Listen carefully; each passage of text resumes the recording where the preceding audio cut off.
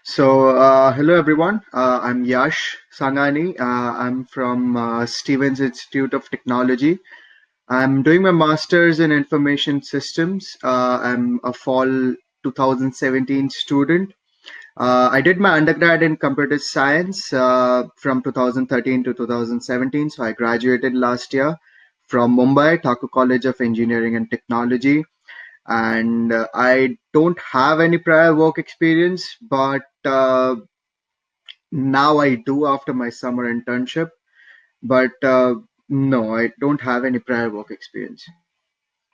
So I decided to do my master's a long time before. When I got into my first year of engineering, I knew that I wanted to do more, I wanted to study more. And it wasn't just about study, it was also about money. I'm a money-minded person. So money is a big factor here, and also the quality you get here of the education is really good. So I decided in first year, but implemented in my fifth semester that I want to go for I want to go to the US for my masters. So I started preparing for GRE in my fifth semester, and I it went through till seventh semester's end, and I gave my GRE around November 1st, I think. And it was just one shot. I didn't take any more attempts on GRE, and I got 305 in GRE. That is 160 quants, and I was a bit bad in verbal, so I got 145. Yes, so my preparation was all with the coaching classes, that is IMFS in Borivali. So they were really helpful. They came to our college once to market, I should say, themselves, but then I went to them and a couple of other coaching classes, but they stood out pretty well. They taught A to Z, everything to prepare. They gave all the materials for quants, verbal, and they took our tests and everything. So it was a pretty good experience, and it was good to have someone who could actually coach you in that particular field. Okay, so Stevens was the first admit I got, and I was pretty excited when I saw Stevens because it was in Hoboken, New Jersey, which is like 15 minutes out of New York, Manhattan, and I was pretty much excited because of that, and also because of the fact that if you are in Manhattan or New York, you know that there are so many companies out there, and you have got a lot of scope after you graduate. And because Stevens has a good ranking, I wouldn't say it's the best. It's got a good ranking, and around here there are not really like top 10 colleges in the United States which lie around New York. So Stevens becomes their prime target, and New York companies are really good. You get a good package and stuff. So it was point blank decision that it's good job and good reputation, good area, safe, and yes, that made me choose Stevens. I got admits from IIT Chicago as well. I got admissions from UNCC, then Syracuse University. I got it from NEU in Boston, but because of New York and what we call it is New York effect, I chose Stevens. As I said, simply New York. You cannot beat New York. Boston cannot beat New York.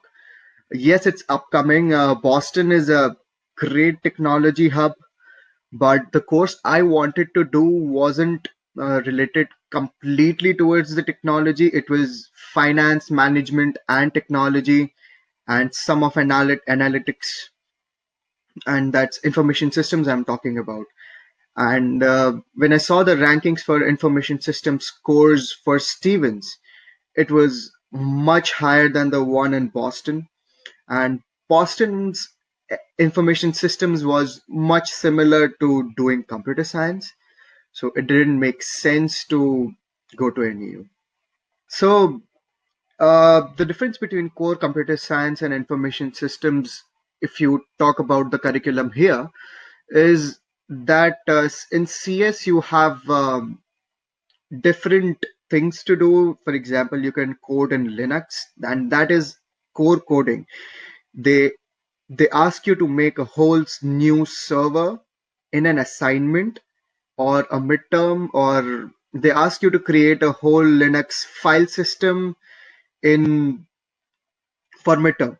So that is the level of computer science coding, and you can say, yeah, that is the level which they operate at. And I didn't want that much coding. So when you go to MIS, it's more of a combination of management courses such as project management, leader development, and you can also take analytics courses, which I've taken this semester. You can say social network analysis. Yes, there is some coding, but you don't have to create a whole server for that. Um, so that's the difference. Yes, there are some core coding options which you can take, but in MIS, you have the option of choosing between what you want to do. You can do project management, you can do data science, you can do business analytics, or you can do management after the core courses. So that gives you a width, I should say, in what you want to do in future. Um, so my visa interview was really weird. When I got in, I had a long queue ahead of me, but it went on fast because there were so many counters open. So I went in. There was this guy, American guy, and his mic wasn't working. I gave him my documents, and he started asking questions, but his mic wasn't working, and I couldn't hear him. So I told him that your mic isn't working, and he tried, and still it wasn't working. And I had to tell him 3 times that your mic isn't working, and he got angry. And he told me that if you cannot handle this kind of English, you shouldn't be going to America. And at that moment, his mic started working, and I replied back that I know your English, I can understand it very well, and if your mic doesn't work, it's not my problem, which I shouldn't have done. But then I said that, go ahead, now you can ask your questions. So then he just asked me 3 questions: that why I chose Stevens, what was my GRE score, and what are the subjects I'm interested in or excited for in Stevens. And that was it. That was it. I answered them pretty well. Yes, there was one more question: that why did you choose MIS in Stevens and why not computer science? That he mentioned to me later because he saw that I had background in computer science. So he asked me that why did you choose MIS and not computer science? So that was a very weird question which I didn't expect. But yeah, then he just accepted my passport and my visa was approved. Oh, there's a huge difference between the education systems here and back in India. Here, when you talk to a professor or when a professor is teaching, you can see the passion behind teaching. I'm not saying that teachers in India don't have it, but here it's completely different. I mean, they want you to learn, and especially when you yourself will be in a class like this, and if you have a good professor in front of you, you will want to listen to him. You will want to grasp every minute of knowledge which he's giving you. The teaching is a lot, you can say, discussion based.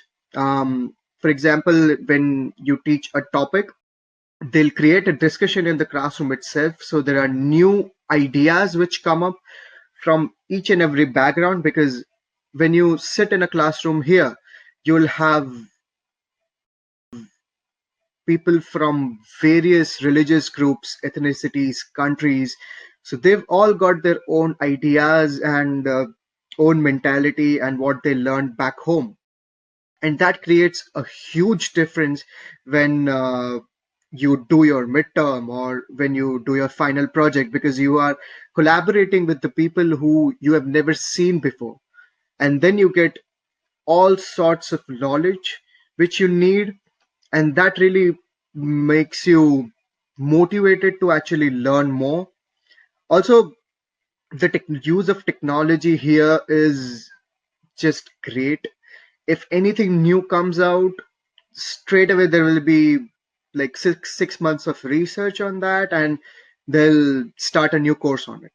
So it's like on the spot. They're not still teaching 1980s mechanical machines or something. They're teaching the technology which is right now, or it might be in the future. So that's I think a huge difference between the education systems here and back in India. Um, can't say that there is a gap in what they teach here in the industry, because if you it was a very weird experience for me, I should say. I'll tell you this kind of a story, because when I went into my office on the first day, uh, everyone is so friendly, and they're just welcoming. They want you to feel like you are at home and you are a part of the family. Um, there's not too much pressure, but yes, they want you to actually take initiative and work, because they've got the workforce. You are the one who has got to prove to them that yes, you are worth it. Why did they hire you in the first place? So they will give you the assignments, and uh, I think they're not time based, they're quality based, and that's what I learned, that yes, there is a time factor involved, but it's not like a strict deadline. The bosses are not strict, they are very friendly. They'll just randomly pick you up and take you out for lunch. And yeah, they're very friendly, but when they look at your work, they won't look at the time frame in which you did it. They look at the quality of the work you did, and then they'll test you based on it.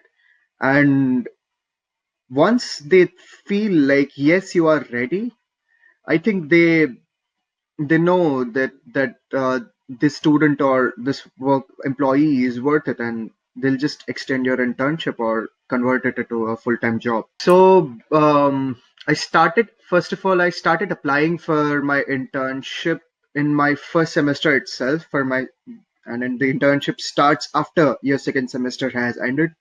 So I started in the mid of my first semester. I started preparing my resume, and resume plays a huge factor in the selection process, because these days it's all machine who's just doing the language processing and picking out the keywords from your resume. And if it doesn't pick your keywords, no one will even know that you sent your resume. So it's really important to actually make a good resume. So I kept on applying, and because at that time there was a problem with H1Bs and Trump changing his policies, no one was willing to hire interns who were international students. So it was really bad at that moment. I still think I applied to like 600 companies, I think, throughout my first semester and second semester. So it was a very rigorous process, and later on, I found a recommendation which would get me into a company. But then I had interview rounds. I met my manager, I met the HR, I met the president of the company. So there were these interview rounds which were conducted. They weren't huge, or I should say, they were just 15 minutes interviews. But then they selected me for the summer internship. And when you talk about my research assistantship, I took a class in my second semester with Professor Jeffrey Nickerson, and I was really good in that class. I got A, and later on I asked him that if there is any opportunity available for third semester, and he asked me to send an email to him just before the semester starts. So I sent him an email just before my third semester had started, and straight away he just hired me.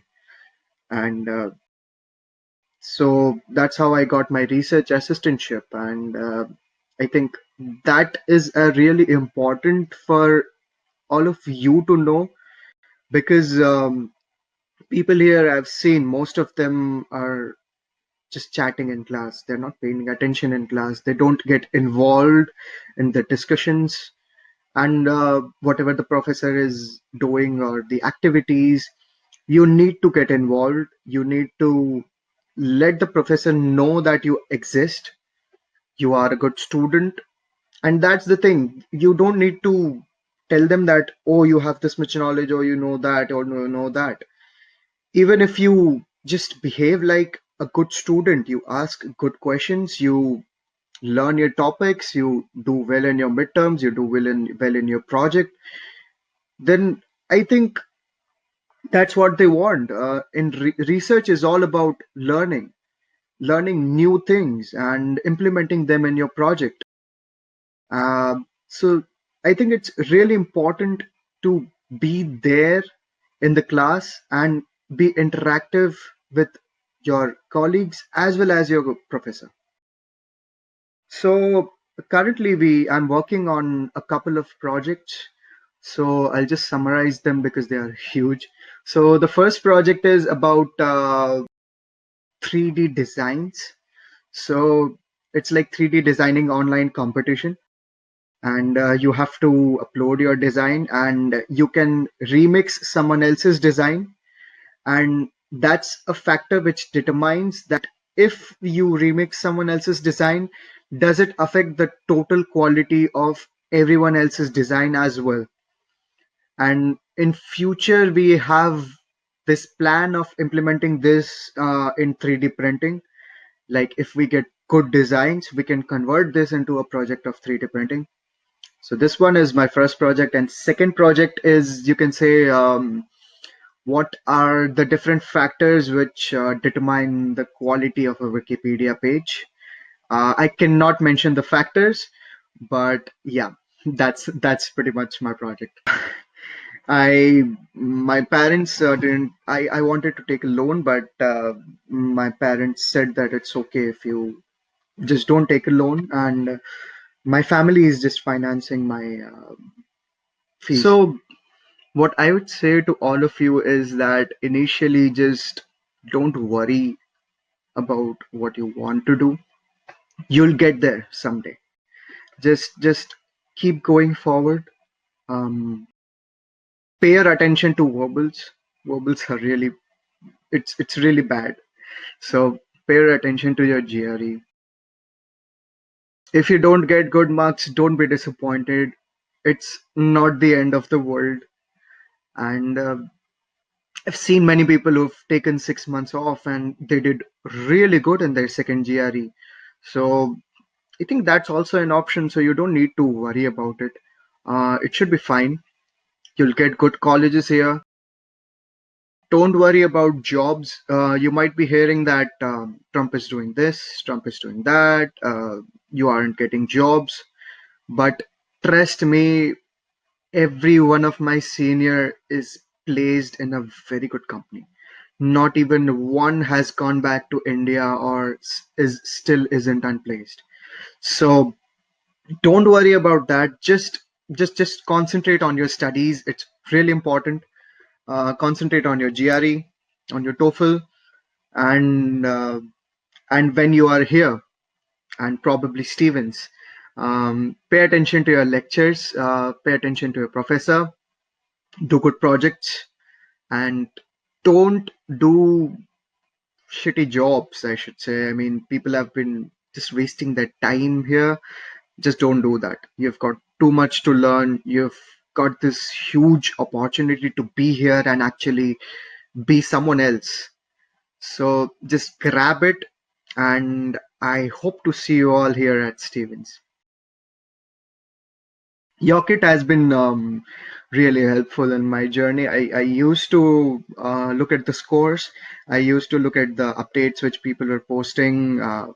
They were really helpful. And when I had some queries, I used to post it on Yockets, and you would get.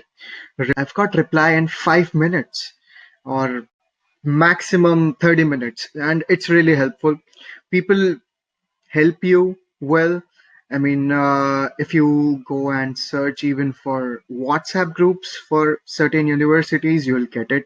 If you want good information, it's always going to be there on Yocket, and especially the universities and the rankings, the GRE required, the information about the universities, the weather of that place.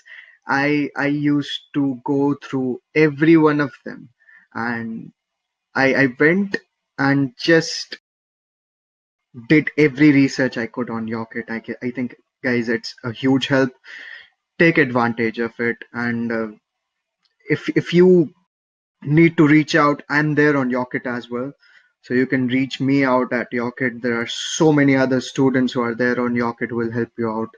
So I think it's a really great app, and I would like to thank Yocket for helping me through my preparation journey. And I think it's still helping a lot of people, a lot more to come. And thank you guys so much for giving me this opportunity.